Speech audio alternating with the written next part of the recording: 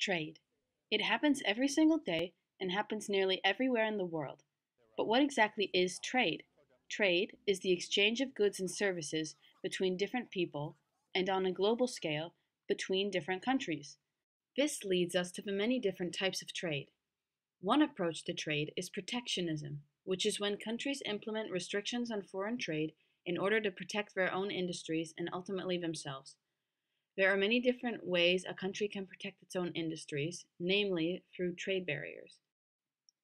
Trade barriers come in many different forms. One common type of trade barriers is tariffs, which is an added tax that a country can place on imported goods in order to increase profits from domestically produced goods. There are import quotas, which are designed to limit the amount of imported goods that can enter a country, which restrict the influence that a foreign industry can have on a country. There are trading blocs, which are arrangements among a number of countries to allow free trade among member countries, but to impose tariffs on outside countries that wish to trade with the group. Trading blocs are particularly beneficial for local farmers because trading blocs impose large taxes on products from foreign competitors, thus improving business for the farmer and ensuring a stable income. And then there are bilateral and multilateral agreements. A bilateral agreement consists of a seller promising to buy a specific amount of a product or to buy a product exclusively from a particular buyer. A multilateral agreement is when a group of nations agree to buy a product exclusively from another nation or group of nations. Using any of these trade barriers can be advantageous to a country for a number of reasons. Trade barriers help to protect home industry by blocking off competition from foreign industries and countries, and thus domestic industries, especially infant industries, are given the opportunity to grow and flourish. People are therefore encouraged to buy domestic commodities as opposed to foreign imports and support their country's economy. Trade barriers also protect domestic employment by encouraging domestic industries and blocking off foreign industries that use cheap foreign labor to produce their goods. Another advantage to trade barriers is that they protect consumers. If a country fears that a certain import could pose a threat to the health of its people, for example, tomatoes that might have traces of salmonella, then the country could put taxes on the product to prevent consumers from buying a tainted product. Using trade barriers can also protect national security. If a country imports most of its goods from other countries, then the country becomes too dependent. And if these goods and services are vital to the security of a country, then this country could become extremely vulnerable if exporting countries choose to put restrictions on their exports. Thus, by using trade barriers to prevent the influence of foreign products on a country, the country is able to stimulate domestic industry, become more self-sufficient, and protect itself. Although trade barriers offer many different advantages to a country, there are also some limitations to consider. Trade barriers can cause conflicts between countries. Some countries use trade barriers as a means of retaliation if another country does something to vex them, trade-wise. For example, if the United States dramatically decreases its import quotas in blackberries grown in Mexico, Mexico could retaliate by taxing an American-made commodity. Therefore, trade barriers could potentially harm the relationships between nations. Trade barriers also negatively impact the consumer. With the small percentage of foreign imports that do make it into the country heavily taxed, customers have less products to choose from and are often faced with solely purchasing domestic goods. Trade barriers also restrict improvement and innovation because there is a lack of foreign competition. Because most customers are inclined to buy domestic goods because of the limited and highly taxed foreign goods, domestic producers do not have to worry about improving the quality of their product or service. Everyone will buy it anyway. This leads to another issue with trade barriers. Because domestic industries have no competition, they have the power over the consumer to raise the price of their own goods, and as mentioned before, without necessarily improving quality. International trade expert Denise H. Froning describes the issues with trade barriers in a case study. According to her, protectionist policies designed to restrict foreign competition exact a heavy cost on consumers. This is perhaps best demonstrated by the European Union, which protects, for example, its members' agriculture industries from foreign competition by restricting imports of beef and maintaining a protectional regime on bananas. The combination of high tariffs and trading blocs make European consumers pay prices far above world markets for food. Trading blocs place an immense and unfair burden on farmers in other countries, especially developing countries.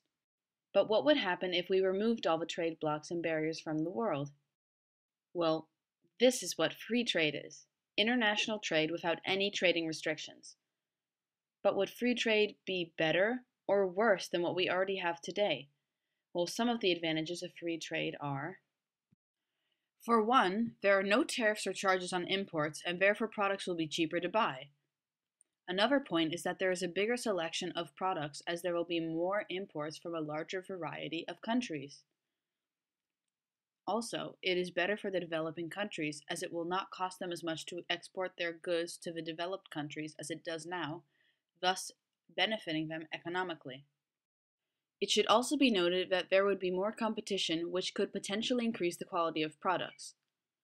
Free trade also leads to more growth in trade between countries and could improve relations between nations.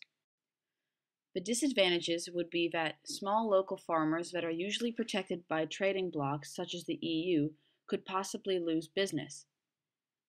Also, it would be harder to control what is in the food that is being imported. One free trade phenomenon that is picking up speed is fair trade. Fair trade is a very important movement whose goal is to help producers and farmers in developing countries to get a fair price for their products. But why is it so important? Hello, welcome to Ghana.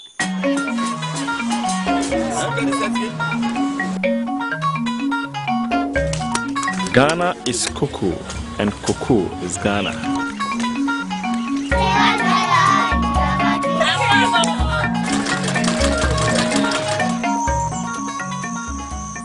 Fair trade has had a lot of impact on our farmers. There are projects to show the kind of impact that has gone on. There are about 45,000 farmers involved in the purpose of cocoa fair trade. They use the fair trade premium, for instance, to invest in their business, alternative livelihood. Part of the premium is also used to provide scholarship to the children of the farmers, whom otherwise wouldn't have been able to have the opportunities. And then in the larger community, they provide schools and other social amenities like borehole for the benefit of the entire family and the community as a whole. Assistant Abrabun Bibri, I'm a man, so send me hot Tommy. So the chair first, and I query mine, and then you query by them while top. To the woman, I'm a diajet. That's your bass. Upon the moon said there is the digger. I might maybe that's so. I feel a man school never told you so come and buy a one. A lot more people are beginning to understand or see the benefits of the fair trade in the communities. I'm many Japan to say Mokawaro Club may be no business because we used to come to meet me a man. So we are At the moment, we are getting about 8% of our total product being sold to fair trade market, and we hope to increase it. That will really help the farmers enjoy the fruit of their labor. First trade could be a aboame amaminya sika edishem mabrabo menemema eno nyemi suto aduane edi.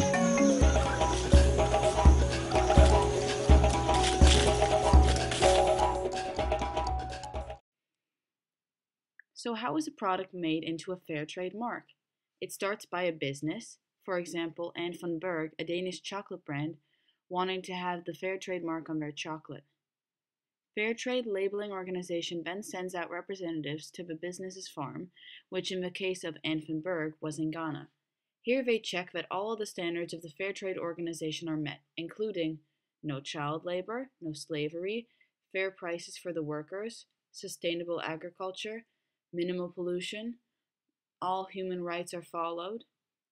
But why do all of this?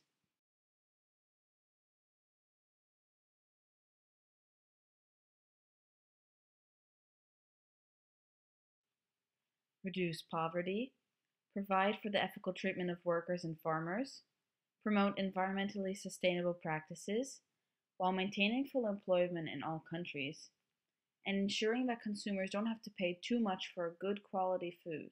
But there are also some disadvantages to fair trade. For one, the products are generally more expensive than regular products. Also, there is not enough publicity about the importance of purchasing fair trade products. An informed expert analysis from the organization Agritrade looks at another downside to fair trade. It's not always reliable.